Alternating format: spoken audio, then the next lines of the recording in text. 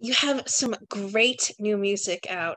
What is the story behind Lot of Enough? Sorry, I Can you hear me okay? can hear you now. Yeah, it made me consent to being recorded. So, Oh, yeah. Oh, okay. You have some great new music out now. Talk about the story behind Lot of Enough. a lot of enough. So, the guy that is playing the bass and singing and rapping is the one that wrote it with me, and we met years ago, like 3 years ago, on a festival gig in Jersey. And his dad had actually called me for the gig. He was arranging the band, and his dad is an amazing arranger and band leader and producer. And he said, "Hey, so my son is this bass player and singer, and we have this show. We're putting together a big band, and we want you to play trumpet." And I said, "Sure, I'll do it." And that's how we met. And I thought, wow, this guy. Okay, first of all, he's my age, but he also has a similar approach to the music. Um, as I do. And so we really hit it off and had a great time playing the gig, but decided to hang out and just see what we could come up with writing music a few weeks later. And that's what we came up with. We started right off the bat with just kind of getting into a progression that ended up being, loud enough. And over the course of maybe 9 or maybe even a year, but 9 months or so, it took us just every once in a while hanging out and just kind of checking out the tune and what we'd written. And that's when we finally recorded it in, I think, August of 2019. Um, and that's the story. We were both coming out of relationships or something. And so that's where the lyric and the whole energy of the tune is sort of that ain't we seen a lot of enough. And it's funny because all these years later, it feels almost old at this point for me and Luca having written it in 2018. But the message is still very relevant, and I've just been so happy with all the responses we've gotten from people saying, "Oh, this is so relatable. This is just the summer jam," and all these things. So it's been really great to see it's well received. When you are songwriting, do you need to have music first, go and add the trumpet, and then go with the lyrics? Like, what's your process like when it comes to songwriting? Generally speaking, I'm writing at the piano, and I think that's where we started with this tune. So Luca probably had his bass, and we were just in my place, and I was probably just playing various progressions, and he'd play something. And actually, I think he came up with that line, just the bass line. He was playing something, and it's very similar to the tune, just the two of us.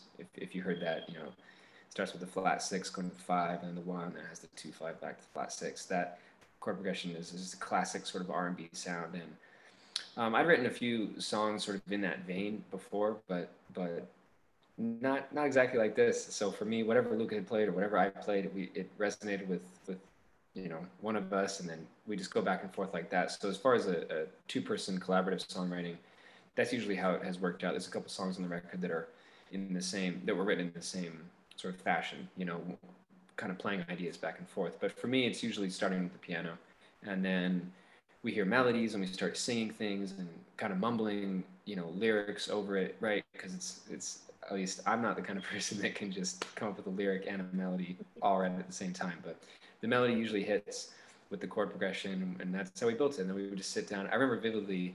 It was the following summer, so maybe it was about a year that it took us to write it, but it was the following summer that we finally solidified the lyric. And it's fun to just sit without the instruments and just kind of write a poem together. And that's how the lyric was finally done. So, and then building the track, you mentioned the trumpet. I mean, the trumpets and all those things came later. Deciding where to put the guitar, like what the drum beat would be. We had to go into this my drummer's studio and show him the song before we even really knew what the drum groove would be. Right. So we really built this song very slowly. A lot of the other tracks on the record were sort of occurred to me all at once. But this one had a really cool story like that. It just took its time and just went piece by piece. So What is it when it comes to the production side, then? How much of a say do you have, as far as, like the engineering and fine tuning goes? yeah, well, I'm the producer of the whole record of all these 10 songs. I have co-producers working on some of them, and this one I had a friend um, do some co-production on. But really, it was me and Luca.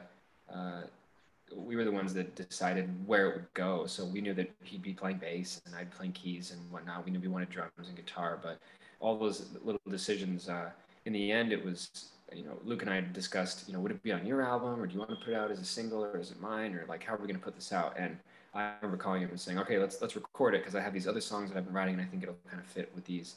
And so Lucas said, cool. So like whatever you kind of want to do with it is cool with me. I trust you to kind of do your thing with it. And so in the end, I'm, the producer and the one making the calls as far as what goes where.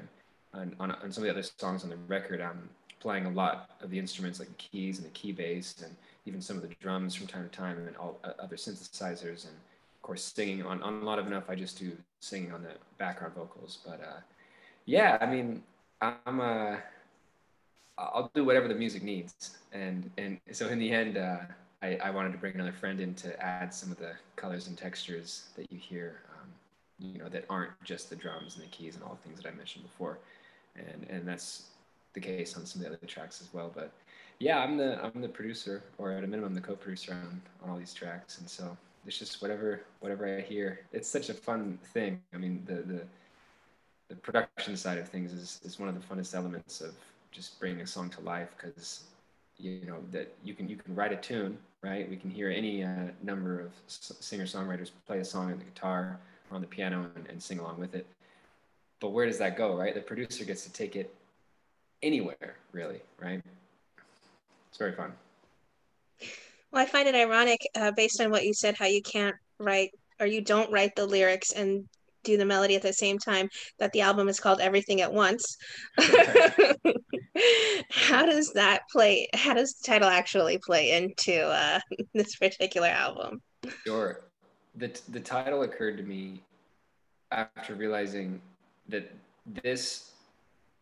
I was looking into the future and thinking, okay, I'll be in my 40s, 50s, 60s. I'll look back at this record and think that was everything at once. And what I mean by that is it's been so many experiences had on the road, touring, or just with girls I've gone out with in the city, or experiences I've had here or there, just wild adventures that the record really deals with as far as the stories of each of these songs. And there's nothing that ties it together. There's really no cohesion as far as the concept, right? I had a record come out called When It All Comes Crashing Down, and that was back in January. And that one had much more of a story and sort of a through, you know what I mean? It wasn't Yes. but it had it was all in the same family, and it was sort of meant to be together. This stuff, to me, it just sounds like everything at once. And so even though I'm living these things over the course of these 2 or 3 years, and it may seem like all these songs or experiences are very different, like I said, I was just thinking, I'm going to look back on this, and this is just like one chapter of life. We can get into that more if you'd like, but it's just a lot of wild experiences, and specifically musically, it's been very fun to be recording and writing and producing these tracks with so many different people. So to me, it's just like everything at once, just all the people, all the sounds, the songs. It's like it's a songbook, right? But each song is very different. I think when you hear Lot of Enough and Jada Jada, you already get the sense that the record, right, the other songs are not going to be all in the same family, right? In fact, I don't know if you checked out the song Forever Is Now that we put out back in, I think end of May. But that one's also on the record, and that one is completely different as well. So far, the 3 of the 10 are all over the place. And so for me, Everything at Once is a way of saying, here it all is, all at one time. And of course, it is ironic. It's also funny because I'm releasing these tracks as singles, so you don't actually get the album all at once. But that's just because we're playing the game the way that we need to do it these days, the modern era, to get the music rolling. But good play on words. It seems like it's following through your life. It's ironic, here it's ironic, here. Exactly. But it really is. It feels that way. It's just everything at once. It's all the styles, all the stories. It's just everything, and I'm very excited. Anyway. You mentioned A Lot of Enough is sort of a personal track for you. Are there any other songs on the album that really hold a special place in your heart? Yeah, I mean, Jada Jada as well. That was a song I wrote for a girl that had what we call a slid into my DMs. I don't know if you know that term. Yes, I know what that means. she she went and hit me up on Instagram, like, oh, you're cute, whatever. And that's something, I'm not really like that. I don't use the apps like that. But that was very flattering, and it was very unusual for the girl to write the guy, and I thought that was cool. And so writing back, we had a little back and forth, but I'm not so great at texting.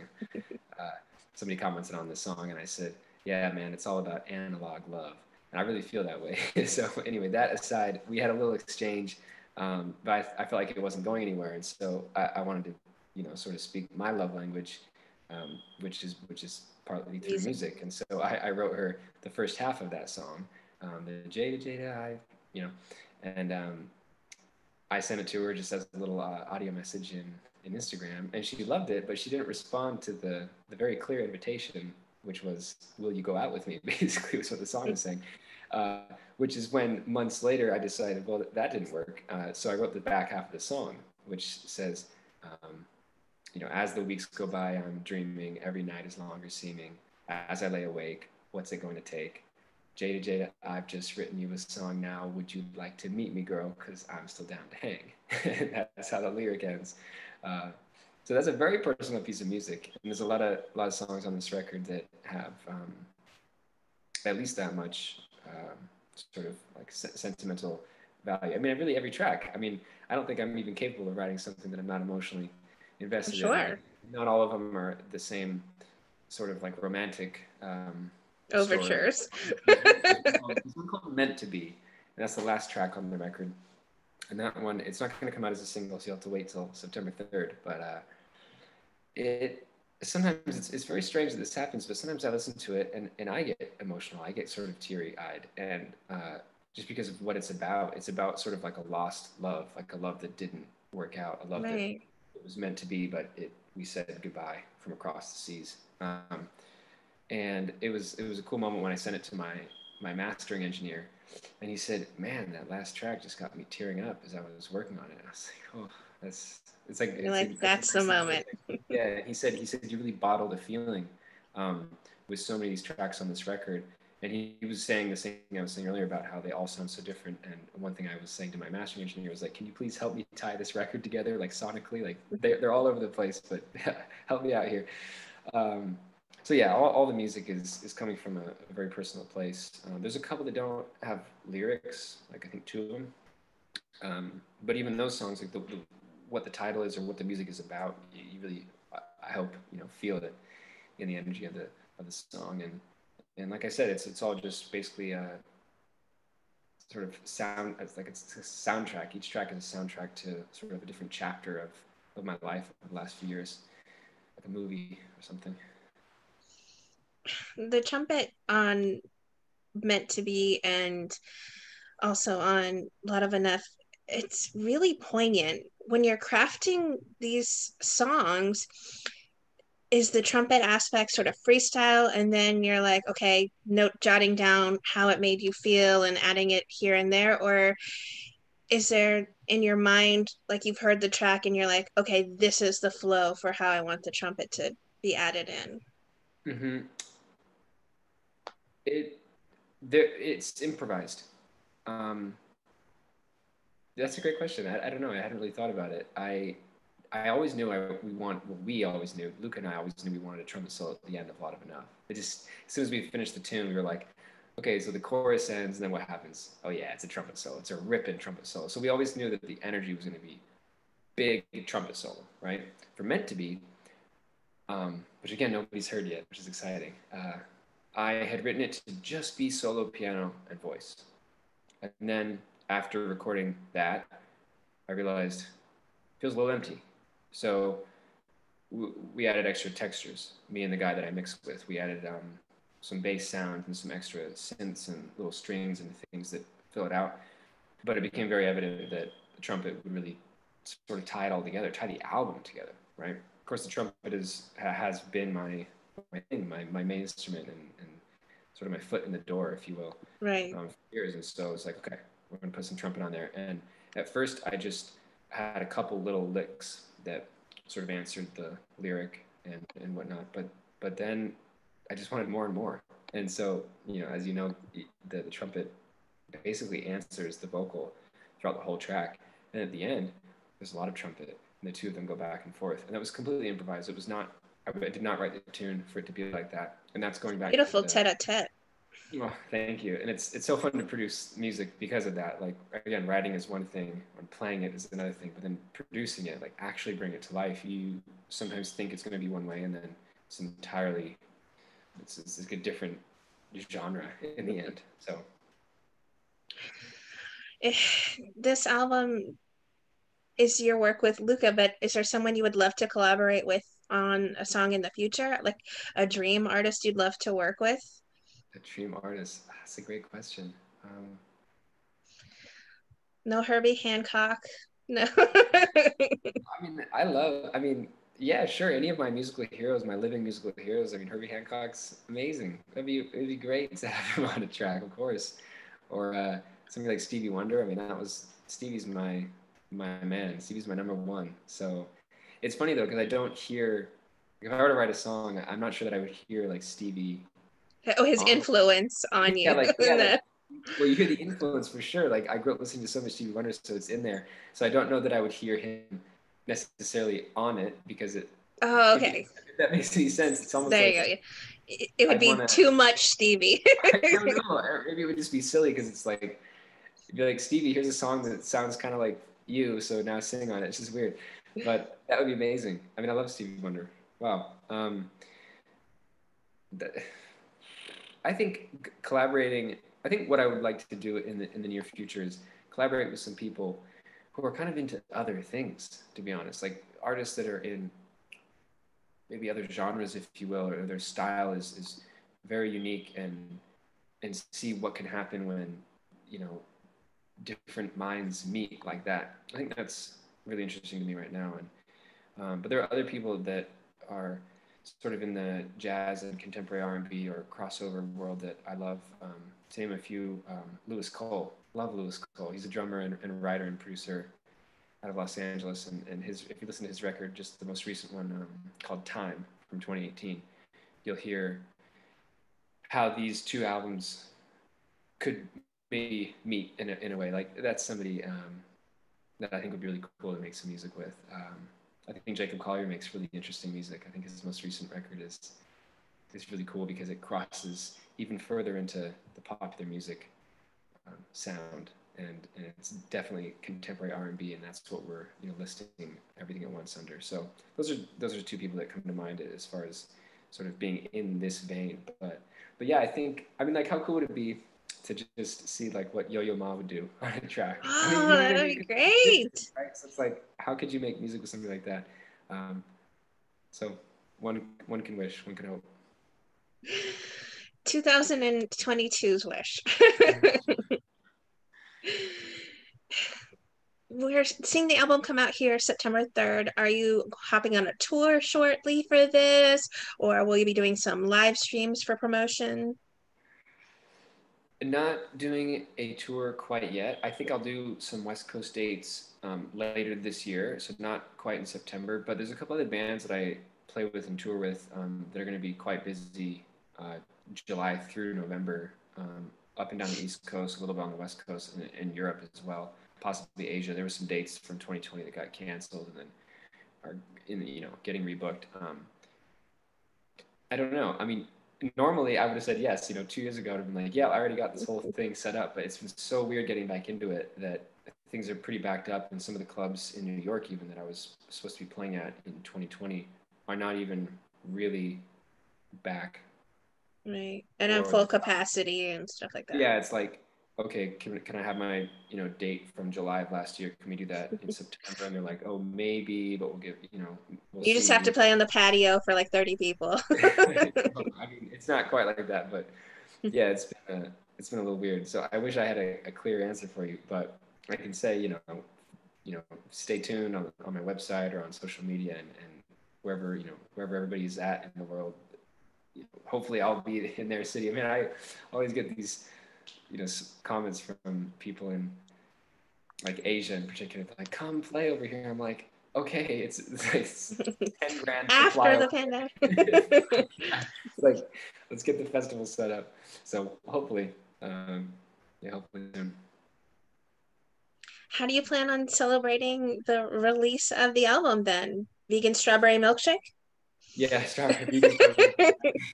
Uh, yeah, I think I'll have a show or two in New York. And then, like I said, I'll try to do some stuff. I grew up in Portland, Oregon, and so I have a fan base out there on the West Coast, kind of all the way through from California to Washington. I've done a lot of dates over there, so maybe I'll do some stuff towards the end of the year. I also have some stronger fan bases in Mexico and in Spain, so maybe I'll, hang over there for a week or so and just play a couple of shows. But it'll be very last minute bookings because I'm still hearing like maybes from a lot of these places right now. So I don't know. I think I'll hop on Instagram Live and just say what's up, everybody. Thank you so much, and just hope that people stream the record. I mean, what I wanted with this album more than anything was just for people to listen and share it. And so the live show right now is not. Also, you've heard the record. That's going to be a wild show to put together because there's so many people involved.